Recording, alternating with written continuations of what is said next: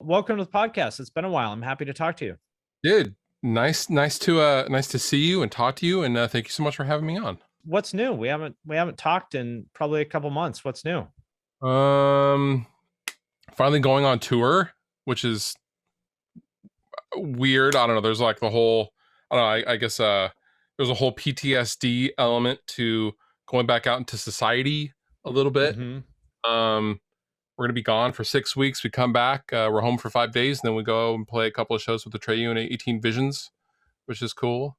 Very cool. Yeah. So for anybody listening or watching who's not familiar, you are, in addition to being a guitar YouTuber, you are also in a band called Dragged Under. How would you describe Dragged Under for anybody who's not familiar?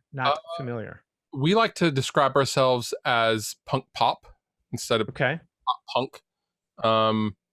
It's a little heavier than your regular pop punk stuff, but I don't know, we're always trying to combine and seeing how we combine heavier elements and lighter elements. We actually just got done with our second record like 2 days ago. Cool. So, I think there's 3 acoustic songs. Uh-oh. Yeah, Is there a Telecaster? there's a Gretsch. Oh, even worse, man. Right? When Dad breaks out the Gretsch, that's when it's time to go home. And there's the what is the thing, the Western, I don't know what a dobro is that, or is that no, something else? Or it's the Vibra-Slap. Oh yeah. Right. Yeah, I mean, we just went totally nuts, and it's our In Love and Death for sure. It's so grand and so fucking awesome and epic, and yeah. Excellent. Well, let's talk about the band a little bit, because that is one of the things I wanted to ask about. So you have been in bands for a long time. Yeah. You had a band before called Rest Repose, which is basically the same band, but kind of rebooted under another name, kind of, sort of. And one thing I've always really admired about you is, your willingness to grind, and I don't want to say eat shit, because that sounds disrespectful, like you were eating shit with Rest Repose, which you weren't. You did all right. Yeah. But you weren't as successful as you wanted to be. Yeah. I think, like, when I think back to the Rest Repose days, I very much, like, you don't sit there at the time and go, oh man, we're eating shit, but it was very much like we never had any support. We would get these meetings with, like, management teams and record labels and like these people that can help you in certain situations, and every single time they would hear the music and then, like, okay, cool, who's in this band? Oh, you're just a couple of dumb YouTubers. Yeah, that's not for us, thanks. And the conversation would always end there. So there was always this like weird stigma about that band. And I am super proud, and I know the rest of the guys are super proud of what we did on our own. We did several US tours. Jared Dines was in that band, for anybody who may not be familiar. Yeah, and we built something from absolutely nothing, and we learned a lot from it. And I don't know, you gotta be comfortable with being uncomfortable. That's the only way you get anything. That's the only way you move forward in life, really, in my opinion. So I'm always interested in what happens with these like breakthrough moments that people have in their career. And I feel like, Rest Repose was doing what it did, and then you turned it into Dragged Under, and everything seemed like it just kind of fell into place finally. Was there anything that happened, like any specific thing, or what happened? Kinda. I mean, so we had booked studio time. The timeline was kind of weird. We had booked studio time. We were on this tour as Rest Repose, and we were opening for a band called I Set to Kill, and they were in the studio at that time, and they had lost their bassist, and their producer, Hiram, was going to fill in on bass for them. So we were on the road doing this tour, and we got to know Hiram, and Hiram is one of the best guitar players I've ever heard in my life. But also, like, he has a real ear for like songwriting and the craft of songwriting. He was like, we should go and write some songs like after this tour. And we're like, okay, sure. So we pay and book the studio time for like 2 months down the road. We get home, and Rest Repose promptly just implodes.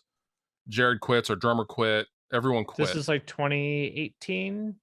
This would have been January of 2019. Okay. So myself, our Dragged Under singer Tony, and Josh Wildhorn, who was our brand new bassist at the time for Rest Repose, were left with the studio time booked, plane tickets, plane ticket for Hiram coming up. And so we were like, okay, well, let's just write some songs and utilize the studio time anyway. We already paid for it. And we were still Rest Repose when we wrote the first 4 Dragged Under songs, the first half of that record. And we were going at it with a totally open mind. We didn't know Tony could sing. And it was just because he was just kind of screaming before. Yeah, and he was the guitarist. So, well, I didn't remember that. Yeah, he was the guitarist, and then the last US tour we did, we kicked our singer out, and then Tony kind of filled in at the time. Oh, okay. Through the tour because it was sponsored, and we'd been given all the sponsored money. Tony sold the goddamn sponsorship to somebody. Yeah. DistroKid had sponsored the tour, and Tony also sells ads for both of our channels. For anyone who's not familiar, good friend of mine as well. He sells ads for Jared and Stevie T and a million other kind of music YouTubers. And he was just crushing it singing. And we wrote these 4 songs that we were super proud of, and they were just for us. That was when the real bad snowstorm happened. Years ago, and we basically got stuck in the studio with a bunch of Thai food and energy drinks, and we wrote these 4 songs that we just thought were really cool, and we started giving them to friends, just saying, we think these are super sick. And all of our friends were like, yo, like, can I show these to my other friends? Like, these are really, really cool. And we were like, oh, okay, that's weird. And one of the friends was Joey Bradford from The Used. And he called me and he was like, we talked once or twice before about gear. And he called me. He was like, hey, I just played these for like Bert and Jeff. Like the whole, like I'm at rehearsal. I just played these for the band. I'm like, these are unbelievable. Like, you guys should change your name and just start fresh. And we were like, no, we don't want to do that. And then he said, well, Bert thinks you should change your name. And we're like, we should definitely change our name. That's a great idea, That's Bert. a terrible idea. Oh, I meant it's the best idea I've ever heard. And we did. And Joey's like, let me help you. Let me use my abilities and my connections to help you guys and get you in front of people. These songs are really incredible. And 1 year, almost to the day, they took us on a US tour right when our record came out. And they didn't have to do that. And it changed our lives. So to answer your question, that's sorry, that was really long-winded. It was the songwriting. It was opening up to, okay, let's actually write something for the live show as opposed to something that we just think is cool. So what do you mean by writing for the live show? Because I think those are, I understand there's some bands, like especially like mosh bands or something, where it'd be way cooler live. But those songs to me, I mean, I listen to those in the car. Those don't feel like live show songs to me in that sense. The Rest Repose stuff? No. Oh, well, no, yeah. Dragged Under. We were coming from the Rest Repose material going, it's studio songs, but like they just didn't translate live. They were too mid-tempo. They were too. I see. And so the first 4 Dragged Under songs were written with the explicit intent to just as high energy as possible for the live show, first and foremost. Got it. Well, I mean, so there you go. You were doing the band thing for how long did that was like 3 or 4 years or something before you kind of had your moment? Yeah, about 4 years of just grinding. Yeah. But, the music's done a lot. I mean, you had the perfect reaction when do you remember introducing me to, I can't remember his name, from Stick to Your Guns? Chris. And your first words out of your mouth was, you guys should meet. His band is fucking sick. But we hadn't even done anything yet. And like, but you really enjoyed the songs. Like, that's what the songs did for us. So, I mean, thanks for that. Yeah, I mean, I legitimately, I have lots of, like, we both do. We have lots of friends who are our friends, but we don't, necessarily like their band. You know what I mean? Sure. And I genuinely think Dragged Under is a really good band, even if you guys weren't my friends. Thank you very much. I think it's just a testament to the value of just grinding it out, even when it doesn't feel like you're making progress on a day-to-day basis and it feels like you're going nowhere and like you're spinning your wheels, but you are getting somewhere. Yeah. Yeah. I think as long as you're any forward movement is forward movement still, I guess. Well, so how would you say that that applies to YouTube? I mean, I think you're just so good at being consistent and just, putting one foot in front of the other, going down the path. Do you feel the same way about YouTube, or is there something different about that? With YouTube, I always feel like I do have these moments, and I do firmly believe that like your only competition is yourself. Especially when it comes to doing anything public, you doing a podcast or your channel or my channel and me, like the most dangerous thing you can do is to look over next to you and see what your friends are doing, because that doesn't matter, because you will never be them and they will never be you. Right. I get caught up mentally in the mind games that it's easy to do of like, oh, if you're not having a bad month or a video didn't do well, like, oh, like I should change what I'm doing. Well, it's really just about, well, am I better than I was yesterday? Aside from whoever watches it, that doesn't matter. Just is my lighting better? Is my camera angles better? Is my audio better? Whatever. And it's just keeping your head down and just heading straight forward, man. Like, I don't know. It's hard to describe, but I always feel like the changing world of the social media stuff is this weird swirling thing. And I'm just kind of I'm just trudging on through. I'm one of those icebreaker boats that's just, okay, I'm going slow and steady. I don't know. It's weird. I think there's a lot to be said for that. And I feel like, there certainly are times where you do need to have that come to Jesus talk with yourself and go, all right, I need to make some big changes because what I'm doing is not working or whatever. But I think more often than not, people just need to kind of keep going. I mean, like for me, I feel like I had success on YouTube relatively fast, all things considered. But even then, I was making videos for 9 months before I got anywhere at all. Yeah. And it was really fucking discouraging.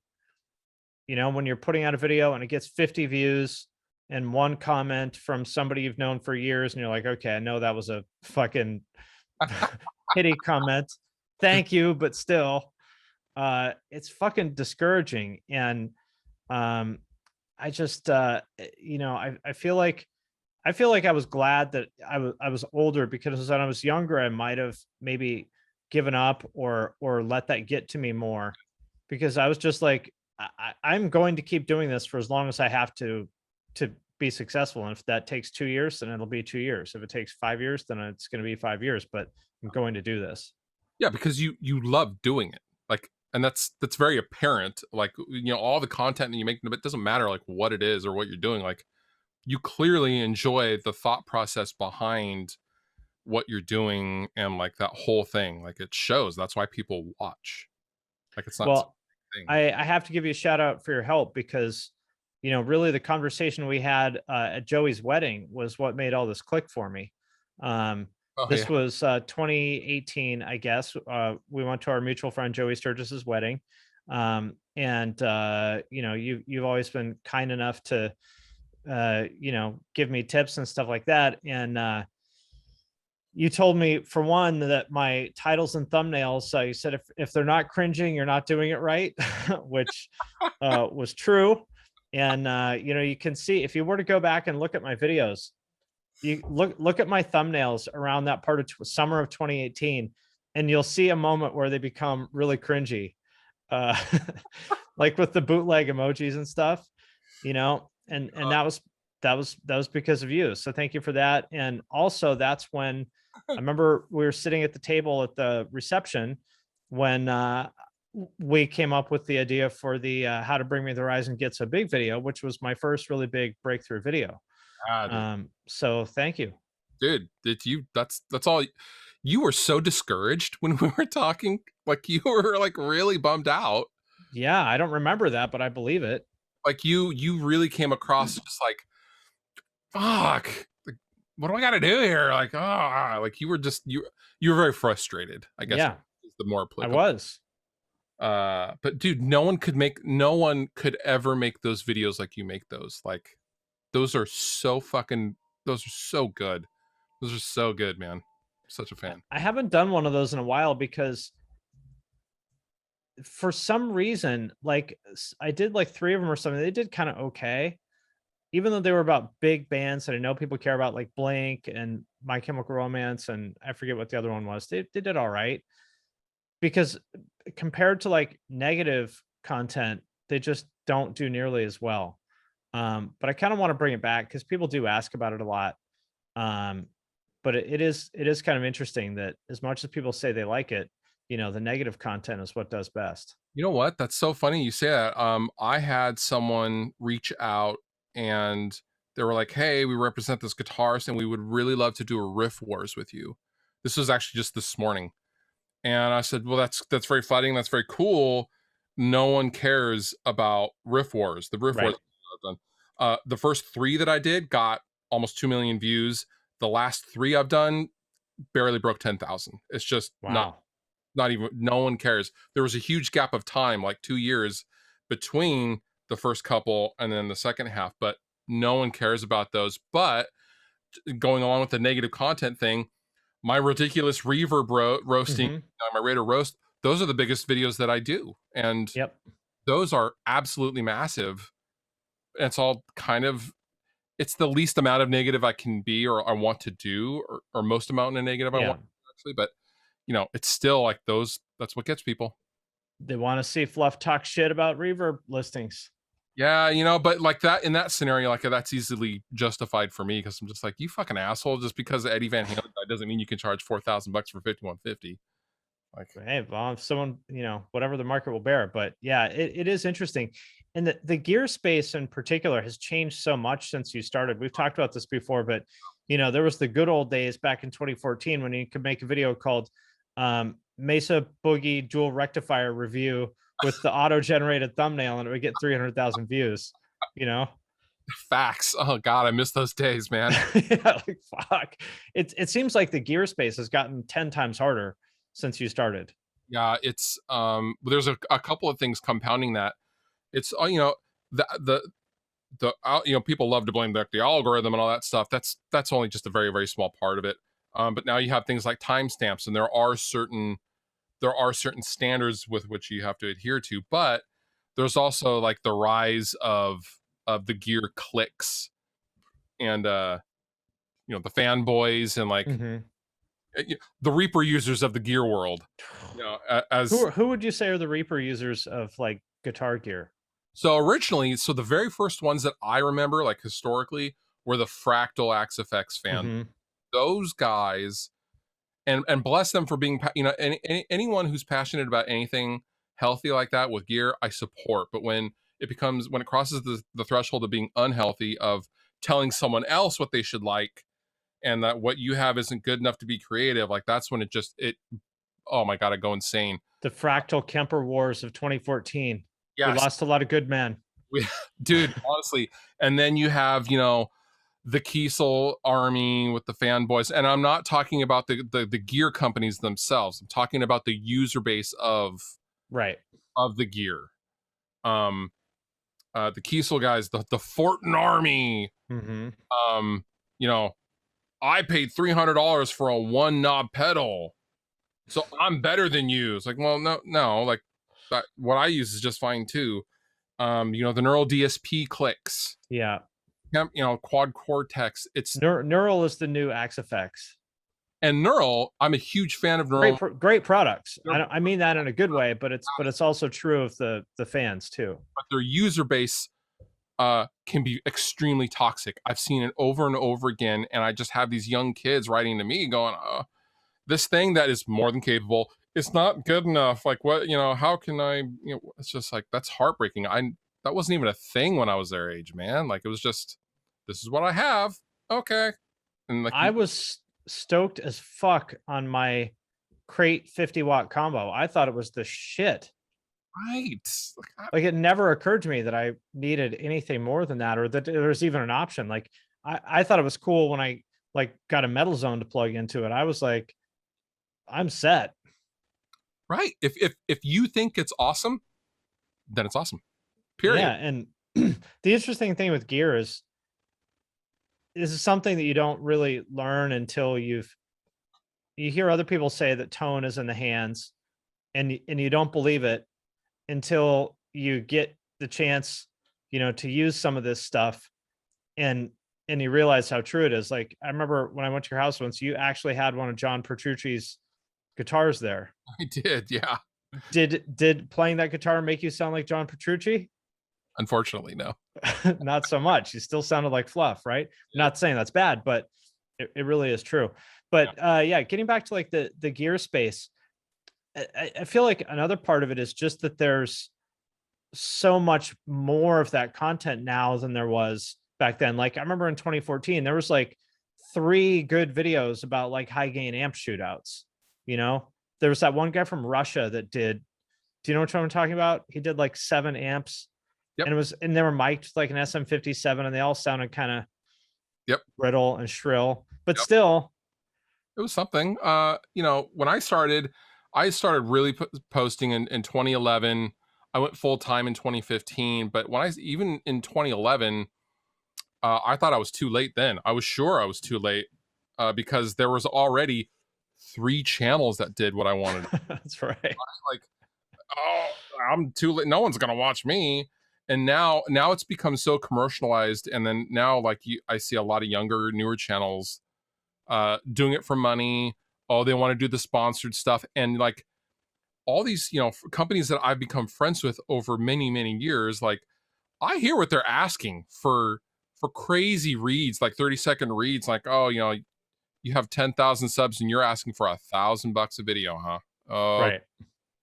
Like, that kind of thing is just, it's watering everything down. I think it's going to collapse. And it kind of already partially has. Like, companies are going to go with who they like. Mm-hmm. And then everyone else is going to be left behind. You got to be really fucking special in order to put your head above water. But there is always room at the top for the best. So if you're good, it doesn't really matter. Yeah, I think people, it's true that YouTube or anything that anybody wants to do is crowded. I mean, like, of course, if something's cool, a lot of people want to do it. Like, I don't know, being a football player or whatever else. But Sure. Is there room for a shitty football player or a shitty YouTuber? No. But is there room for a great football player or a great YouTuber? Absolutely. If you are really good at what you do, there's always room. Always. Good content's good content. Like, and whatever they bring to the table is probably pretty unique. If people are like really gravitating towards them, like, good's good. Whatever. Yeah, I wonder what that would be that, these people, in any kind of field, somebody comes along every so often that sort of redefines what people's expectations were for it and just kind of revolutionizes everything. I wonder what that would, I mean, I feel like you guys, your generation was that for the gear space in general on YouTube. Like you and Ola and Glenn and whoever else, kind of came along and defined the space. I wonder what the next version of that will be or look like. There's a dude that I know. His name is Kyle Bowl. He's in the gear space, and I'm a huge fan of his stuff. He went the other way. He went super stripped down, high quality, mic'd properly, a proper microphone in front of the cab, and he'll do amp shootouts. He'll do pickup demos. But what he does is so simple and stripped down and so pure. It's just a good lighting, a good angle, and that is it. And I don't know. It's kind of like just he's a slice of cheese pizza. Mm-hmm. When everyone else is doing the artichokes and fucking artisanal bacon and whatever. Got what you need, but he doesn't have anything that you don't need. And there's still a huge amount of gear that's not well documented. Oh, like, me, I'm into all that weird like 80s and 90s like rack mount shit, solid state stuff. There's 0 good videos about like the Rocktron Chameleon, for example, at least last I looked. Oh my God, that's such a throwback. Yeah. And I don't know if there's a huge, there can be, here's what I would say. That is not a popular piece of gear. And so people might think, oh, well, nobody's going to watch that. I have to review the same new modeler as everyone else because that's what people want to see, which is partly true. But I would say if you're good, you will get people to care about that piece of gear. And you might even like be responsible for reviving that piece of gear. Like, have you ever seen that car YouTuber Doug DeMuro? I have. Yeah. I don't give a shit about cars. I don't know anything about any of the cars he talks about, but I'll watch his shit all day long. He'll just do a 20-minute video about some obscure BMW from like 1984. One take, doesn't use a single fucking filler word. He's No. just so good. He makes me care about this random car. And I think, and people could do the same thing about gear. You know, I think it's just, the problem is everyone's just trying to do the same thing that you guys do. And it's like, that slot is already fucking filled 100 times over. The world does not need another person reviewing the latest modeler. Dude, I agree. There's I don't know if you watch any, do you watch tech stuff like Camera? Sometimes, yeah. There's a guy that's blown up. His name is Gerald Undone. Have you seen? I know his name, but I've never seen it. So he has blown up because he also kind of went the other way. He went extremely clean and simple presentation. And this dude, his ability to rattle off the most minute specs and to then compare scientifically other, like, it's just crazy. So like you have like Marquez Brownlee, like going to his channel and being like, dude, I have never learned so much about a camera in 5 minutes as I did with your video. Wow. And this Well, I dude, feel like, you know, it's the same thing. Everyone wants to be MKBHD. Well, he already exists and he's great. So amazing. I love him so much. So don't be him. Right. It's okay to be your own thing. Yeah. What are some kind of, I guess, I'm always sort of wrestling with myself about, you know, whether I should try a new thing or not on YouTube. You know, like, oh, I've got this idea, but I don't know if people are going to like it or not. Yep. I know you've had some ideas in the past that, like, you, like, I know for a while you were talking about like bringing on co-hosts and stuff like that. Yeah. How do you kind of think about that, about trying new things versus sticking with what works? Because that's kind of like the eternal struggle for me. My fear was getting trapped in the gear space of, I can only do demo, mixed song, chug, and that's Right. it. And I was scared to death of being stuck into that. And then I would make a couple of posts and I would ask, you know, hey, I'm thinking about doing this thing. Is that all right? And the resounding response from my viewers was, if you're like really like passionate about it, we're here for it. We don't really care. Like, we just want to see you do you. So whatever. And the very first Raider Roast My Rig, I was just like, this has got to be fucking stupid, right? Like, this is dumb. Like, who is gonna watch me talk shit about people's setups? Like, So what is that for? What is that series for anyone who hasn't seen it?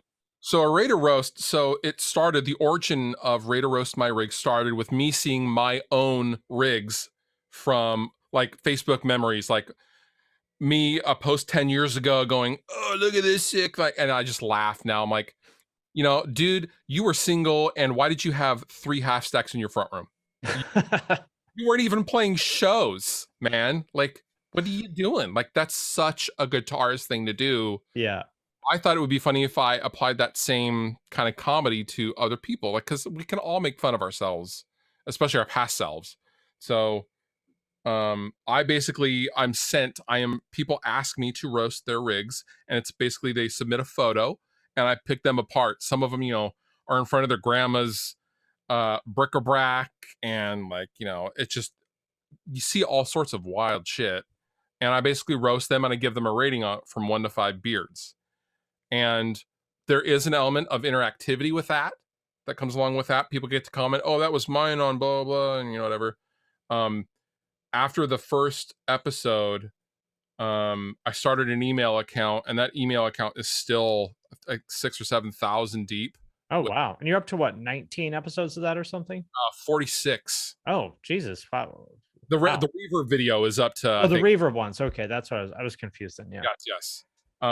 So I did the Raider Roast, and kind of a takeoff of that was ridiculous Reverb listings, which is me roasting people who are asking way too much, or it's not necessarily about money. It's just things like, you know, here's a 60s Dan Electro cardboard box. It's vintage, so I want $500 for it. Like, what? That's ridiculous. So how, to me, that's always what I'm looking for is like basically ideas for new series. Mhm. Like one-off videos are cool, but what I really want is, something I can do several episodes of. How, how do you find that? You just like try shit, and if people like it, you do another one, or Yeah. Honestly, yeah, the very first, so I did the first reverb, and I was like, oh, I don't know, like this is a little uncomfortable for me because I don't like to spread a lot of negativity, believe it or not. And I thought, well, where's the line of like, am I attacking these sellers? But then again, this is like a public website, and like, yeah. they're selling their wares, so whatever. I did the first video, and in the first 24 hours, it did like 70,000 views, which is like, that is fucking crazy for me. I mean, if I do 10 in a day, the first 24 hours, I'm doing really, really good. Cause usually the way my videos work is they'll have like a 3-day gestation period. Um, I started getting all these calls from people I went to high school with and really distant family members. Oh, this was being passed around my office. This was in like a company email. And then I got a call from the head of Reverb going, we're passing this around the office, man. Like, uh, that's fucking brilliant. Like, you should do another one. And I was like, wow, that's okay. Did another one, did the same thing. So every time I release one, it explodes. And hopefully you have a Reverb affiliate deal. I do, although I don't link to these things because the catch part, the catch 22 about the reverb stuff is by the time there's also an email where people can submit, Yeah. usually gone by the time I get to them. But at least you get to link, it's a nice link to just Reverb in general. Yeah, Yeah. for sure. Yeah, that's man, it is such a challenge to cover new ground, especially, in a space like yours or mine where, there's I don't know, whatever, like 20 big bands that we know are going to get lots of either Slipknot and Linkin Park and Blink and blah blah blah. And in gear space, there's the 5150 and dual rectifier, and there's whatever these like kind of big flagship things are where that you can cover those and those will get engagement. But once you've checked all those boxes, it's like, oh well, now what? And like squeezing blood from a stone like that is really hard. And that's what I really admire. It's like people like you who are able to do that for years and keep digging deep and finding those fresh ideas. It's tough, but now I have so now I have the FAQ Mondays, the Raider Roast, the ridiculous reverb listings, in addition to the gear stuff. And so I don't know, I feel really lucky because that makes it so I can do every other week. I can do something else, and like, it really lets you space it out. And so you're not milking any one thing and overdoing any one thing. So it's pretty cool. Well, speaking of Mesa, I know you're a big fan. What I need to know though is your honest opinion of people who say it as Mesa or Mesa. I've been corrected a few times, and my argument there is, well, I went to the fucking factory and they say welcome to Mesa Boogie. So I don't know, you should probably go tell them they're pronouncing their company wrong. So I I'm offended when I hear people say Mesa. I'm offended. that's not how it's said. There aren't two S's. It's Mesa. You. Thank you. What I'm also offended by, since I've got the gear guy on the phone here, I texted you about this a while ago. I'm deeply, deeply offended by the PRS Mesa tone of like the late 90s, early 2000s. Deeply offended by it. No, I love dual rectifiers. It's the PRS part that offends me. That's the classic. I would say that's the 90s. The 90s guitar sound was the PRS into the dual rectifier. That is the modern equivalent to a Gibson Les Paul into a Marshall. That's I'm offended by it. I want an ESP into a 5150. There you go. I mean, EMGs. Yeah, exactly. Mwah. Exactly. No attack. No mids. Gain all the way up. Yes, that's what I want. That's awesome.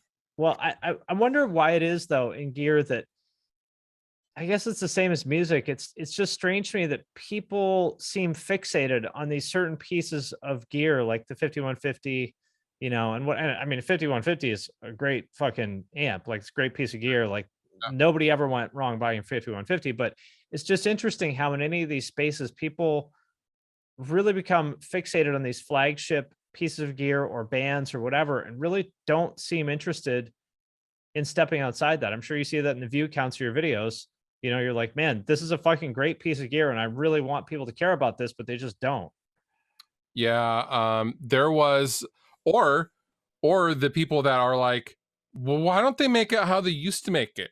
Like, why don't they, the newest Mesa rectifier, the Badlanders, went back to the 2-channel format. It went back to like all this old school features, and people are still like, well, it doesn't sound like a fucking, to get nerdy, a revision F. Like, how come they just don't make that again? I'm like, well, they made thousands of those. Go fucking buy an old one then if you want that. Like, it's the same argument with like, why don't you do Master of Puppets again? Because they did that. Because we did it in 1986. Like, as a company, I don't know, like, I guess you could use Gibson as an example. They have come full circle. They are now basically making what was their, I think, 1968 product line, verbatim, as their core model. And they did go back to what they want. But I mean, that's kind of a classic guitar company, not a great example. But I don't know. Mesa, the fact is, any one of these companies could make an exact replica. PV could come out with an actual 5150 tomorrow, and people would still be like, oh yeah, no, it's not good enough.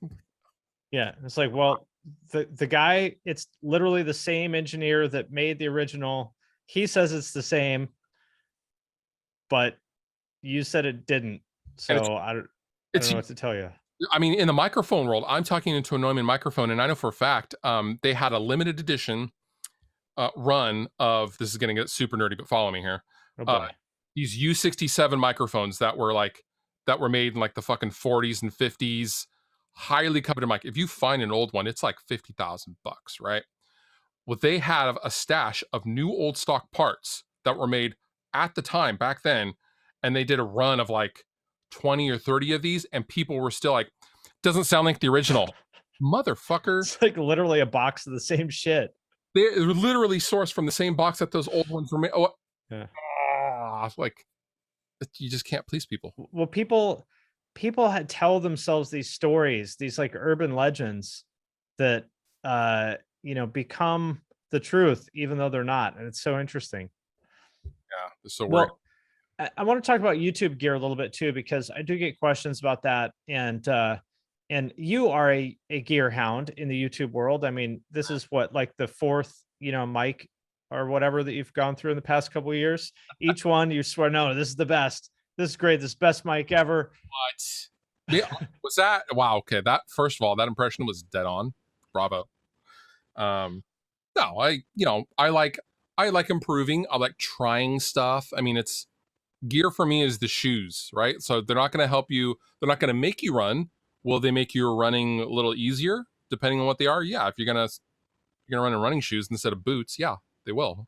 So, whereas I'm kind of the opposite of that. I don't enjoy gear. I do like the least possible, the shittiest possible gear I can get away with and get results, which sometimes does hold me back. For example, like the horrible, like grading preset that I used on my videos for like the first year that made me, if anybody has watched those, like, I feel like I must not have had any friends, because any real friends, because it looked so terrible. And nobody took me aside and said, that looks like shit, you should stop doing that. I distinctly remember seeing some of your early videos and going full dad on you without you knowing it. And I was just like, he'll figure it out. You got to learn sometime, right? Well, yeah. I mean, you let the kid touch the hot stove, I guess, and figure it out on his own. Well, in any case, I feel like, for a lot of people that want to start doing stuff, they think they have to get all this gear, and they think they've got to have, like, you have an amazing setup. Thank you. It's fantastic. I would love to have it, but I know that I don't need it. And I feel like a lot of people kind of hold themselves back by feeling like they need all this shit to get started.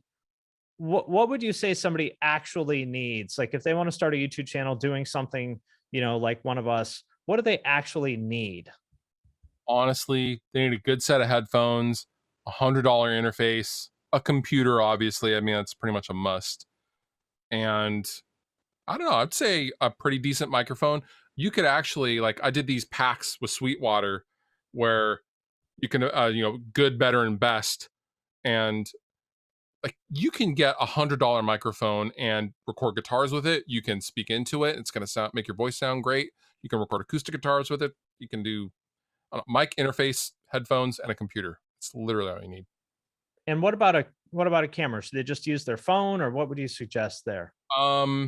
I will note that during most of COVID, Adam Savage's Tested, one of my favorite YouTube channels, he was using an Android smartphone that entire damn time with no external microphone. It sounds great and looks great. Yeah, you can absolutely use your phone. If not, you can get, I mean, that's where the big money is, right? Like, that's where most of your expense would come from, a Sony. I mean, I'm on an A6400 right now for my live streams and my Zoom calls and stuff like that. But honestly, GoPro, I would start out using your phone, because that way you can at least see yourself and what you're doing. Like, when I started, not to sound like an old man, but when I started the YouTube thing, we had those, me and my buddy Nick Pierce used to get refurbished, remember those flip cameras? Yes. So we used to get refurbished flip cameras off of eBay for $60, and you couldn't see in front of you, so you couldn't vlog with them. So what I would have to do is I would have to set it up and kind of do this, and I would have to point it to where I thought I would be sitting. I would have to run the video demo, take it down, review the footage, and if I didn't get the angle, I would simply do it again until I got it. So I think that's such a good point. I'd say this with like recording too. Whatever, like, the shittiest gear you have now is better than what the people who made your favorite albums and videos had 10 years ago. 100%.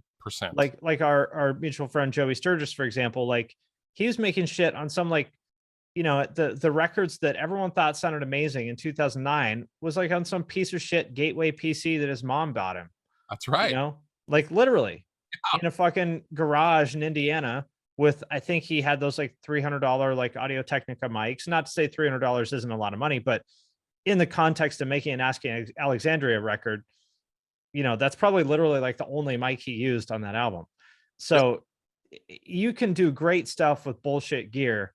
And I just think it's unfortunate to see people kind of feel held back because they feel like they need to have a bunch of fancy shit. And I don't think they do. I will say, and I'm sure you would agree with this, that good audio is a lot more important than good video. I preach that all the time. If you're going to pick one or the other, make your sound awesome. People will put up with fairly shitty video, and you can do a lot to fix video in the mix, let's say. But, like, if your audio, especially like if it has a lot of reverb, there's not much you can do about it. That's actually why I can't listen to a lot of podcasts. I tried to get into podcasts, and there's lots of really, really good ones, and there's no standard for podcasts whatsoever. And so as an audio guy, I can't listen to someone talking on their Apple headphone microphone in what sounds to be a giant church cathedral. Like, it just drives me insane. I can't do it. The church cathedral. Yeah, it is surprising. You remember, like, during the beginning of the pandemic, when every late night host was doing the show from home on a fucking potato. And like, how does Jimmy Kimmel not have somebody in his life that will fucking show him how to make a decent video from home? Like, how am I making better videos than Jimmy Fallon? I couldn't believe, dude, I was screaming at the top of my lungs at the beginning of COVID, like, oh, you're telling me NBC can't afford to send him an iPhone? Literally, like, this is on some fucking like laptop webcam. Oh my God, it was horrible, dude. That was a dark time. It's baffling. I still don't understand why that happened. I don't know. And then it was only like 8 months later, then you're like, oh, okay, someone ran a camera over to them clearly and set up a light and set up a thing. So they all clearly only had to be like, okay, now Jimmy, when it's just press the big button. That's space bar. Okay. But and why did it took them 8 months to figure out? I don't know, but whatever. Um, well, if you're comfortable, maybe I have one last question. If you have time, we could take some Q&A after this. So I do not have the chat open right now, so don't ask your questions right now because we won't see them. Wait until I mention it to ask your question. But I guess where do you see this going, and where do you see like your life going, let's say in the next 5 years? Because this is a question I ask myself all the time, and because we're old men. What are Mm, your thoughts? I don't know. I think the Just a quick casual question. yeah, just a quick, not deep at all question. No pressure. I don't know. I think the band thing is pretty interesting. We're doing some tours. We're playing some massive shows that I don't think only half are announced yet in Europe. Things are really happening on the band front finally, which is great. I've also been hit up by like to do like a Netflix show, which Oh, really? it didn't go through, which is why the only reason I can talk about it. Yeah. But so I'm on the radar with other people, I guess. So I don't know, man. I don't know. I hope I'm still doing this or something like it because I don't know, man. I just want to crush the world and just do everything I can. Man, that's how I feel. I'm like, I got a good thing going on, and I would like to keep this going on. Dude, And I don't sometimes I don't know how, and I'm just like scared that this thing is going to slip through my fingers because I'm really happy for like, I was not happy for the majority of my life, and same. I am happy now, and it's almost scary to be happy, because you feel like you have something to lose. Do you ever wait for something bad to happen? You're like, okay, it's like a weird balancing of like, oh, something really good happened, so that means something really fucked up is going to happen. I don't know what it is, but I'm waiting for it. Like your guard is always kind of up in that way. Oh, that is the way I feel 24 hours a day, 7 days a week. Same. It's so Just like, tough, all right, when's everything gonna fucking fall apart and everything's gonna suck? dude. Yes. And what's weird for me, maybe it's not weird, but I'm very aware of my age, I would guess you would say. Because we're very old by YouTube standards. We are. Are you 40 now? I'll be 41 in November. Okay. Yeah, so we're very old by YouTube standards. And I think it is a little bit different now than especially like 2013, 2014. YouTubers were all like children. Yeah. Uh and it's definitely different now. There's lots of adults and grown-ups on YouTube and stuff. And I don't think, I don't think it's as unusual now, but still, I feel like everyone else stays the same age and I keep getting older. And there's no reason why that means I have to stop doing anything. But for some reason, I have kind of a weird hang up about it. I don't know. I agree. I've actually it's been a huge factor in me. Like I've never taken multivitamins. I joke. I am held together by kale, multivitamins, and apple cider gummies.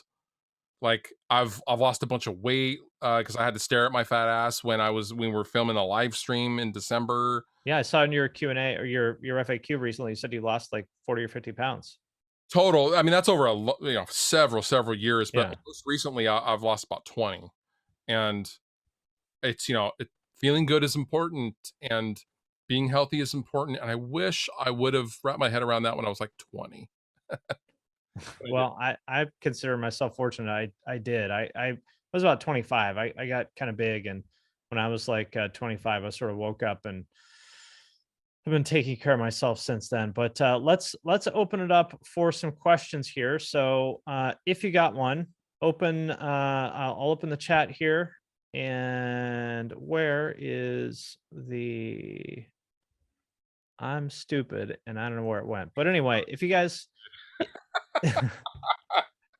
I'm still fairly new to this Twitch thing, so I don't know where the menu. I closed the chat and I don't know where it went. So we'll just look at it here. But yeah, if anyone's got some questions for Fluff, then drop them in the chat here.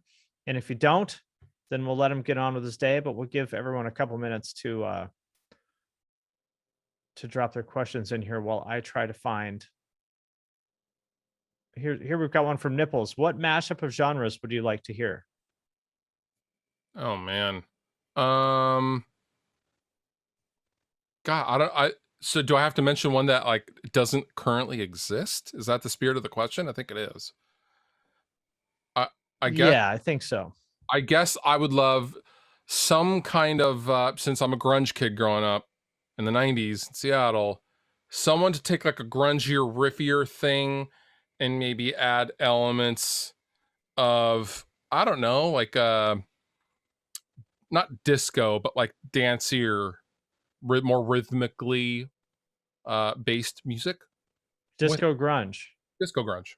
Okay, I'll take it. Oh. Somebody was wondering how we met. Was it through Joey? No, it was through Creative Live. Oh yeah. Because we were looking for stuff. I used to work for this company called Creative Live that was like an online education company. And we were looking for stuff to like play during our commercial breaks. And I found your videos. This is 2014, I think, maybe 2013 even. I Yeah. found some of your videos and I was like, oh, hey, I emailed you, I think, or maybe I guess it's like, hey, would it be cool if we play some of your videos during our breaks if we credit you? And you're like, oh yeah, okay, sure. And that's the first time we talked. And then I think years later, somehow or another, maybe through Joey or something. I don't remember how we reconnected, but that's how we met. Yeah, URM stuff. Yeah. Drive up. I don't remember. Yeah. I- Ashi wants to know how many guitars you're bringing on tour. This is Ashi from Beartooth, by the way, and formerly City Lights, best band in the world. City Lights were sick. Only 3. We only have room for 3 because we suspect that Beartooth stage setup is going to be as such where we'll have approximately 6 feet to just kind of turn our bodies and move instead of hitting our head on the pyro. That's what probably right. Pyro, but it's worth it though. I mean, if you're getting kicked out for pyro, that's a pretty good reason. Absolutely. We hope there's tons of pyro. Yeah. Okay, another question from our Aria, I don't know how to say it. Beartooth has 2 members of City Lights. Ant, Cam, and Ashi were both in City Lights. Another question for both of you. Any advice for someone in their mid-30s who still struggles to find something they're passionate about? You want to start? Honestly, it's I see my daughter do that, but it's like she's still hung up on what other people will think about what she's into. She's what, 20 now? 20, or just a month short of 20, so she's basically 20. But like, you got to be into something. Surely at 35, you're not unless you're a serial killer. I don't know, maybe you are, but don't be passionate. Follow your passion. Accept that. Yes. No, surely you're into something. Movie trivia, video games, something by 35. You should be able to easily identify something that you actually enjoy. If you can't, you might have depression and you should talk to a doctor. That's where I was going with that. If you can't easily identify something in the first 3 seconds that question is asked, you should probably talk to somebody. And that's a great thing. Yep. Yeah. I mean, I would say the same thing. And also understand that, not every moment of working on the thing that you're passionate about is going to be fun. You can be working on something that you love and you enjoy, and it's still going to be a grind sometimes. And that's part of the deal. I mean, like, I don't like editing videos. Like, it's not fun. It's tedious. Love that. I don't like it. That's the reason why I still shoot. But there is something you don't like about what you do, Yeah, I hate setting up. I hate lights and the I hate that part too. That part. That's why I'm lazy and I just set up a set. But so I think it's like understand, like, there's a lot of people, I think, who believe that there is a land in which you wake up every morning super excited for every moment of the day, and that it's all wonderful and just every moment of your job is amazing and great, and and never stressful or boring or any of that stuff. And that world doesn't exist.